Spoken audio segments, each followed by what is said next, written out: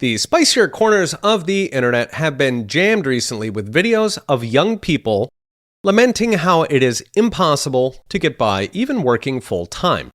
How they grew up in a 4-bedroom house their parents owned, and now they are coming up on 40 years old, eating ramen with roommates, watching HGTV reruns of the glamorous lives of people who do own houses. Well, now we've got some numbers to go with that. A few days ago, the Social Security Administration released new data on wages, reporting that half of American workers made under $41,000 last year. Adjusted for inflation, that's actually lower than it was before the pandemic. And keep in mind that's using official inflation numbers. Also keep in mind incomes rise with age. So that median worker is going to be statistically round about 40. That median wage comes to roughly $3,400 per month. Now, according to Rent.com, the median rent in the United States is currently almost $2,000. The average car payment, even for a used car, is $528. That leaves precisely $894 for food, utilities, medical insurance and premiums, clothes, car repairs, sick children, and that once-a-year dinner out at McDonald's. So yes, it is a struggle.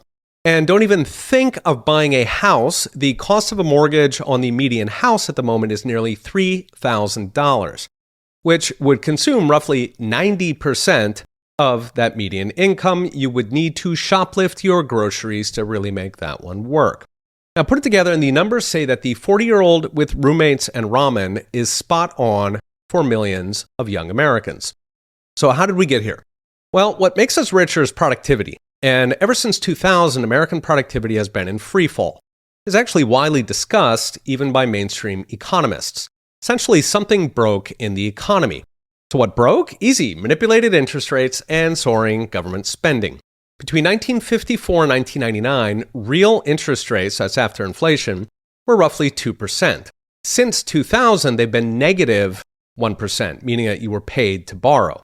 So those low rates meant easy money flowed to garbage businesses that feasted on the cheap money but didn't actually make the economy grow. We got a series of tissue fire economic booms that flared up and burned out, knocking out millions each recession. Meanwhile, soaring government spending meant more and more of the productive economy is stolen by bureaucrats and used to chain the rest of us with regulatory mandates from climate to diversity that knock out what's left. Since 2000, federal spending has grown by nearly half as a share of the economy, with state and local on top of that. We get to survive on the leftovers. So what's next? Brought to you by Unchained. Unfortunately, the policies that got us here are accelerating. Interest rates are high at the moment since the Fed got caught with its hand in the cookie jar, but financial markets are already projecting lightning rate cuts next year as the Fed scrambles back to its day job pumping out inflation. Meanwhile, federal spending is soaring, with the deficit this year double the size of last year's $1 trillion take. In fact, we're getting to the point where $1 trillion is the table ante in Washington. If we do not change course, which doesn't look like we are, it will not be stagnation anymore. It will be outright decline. Okay, we'll be watching. See you next time.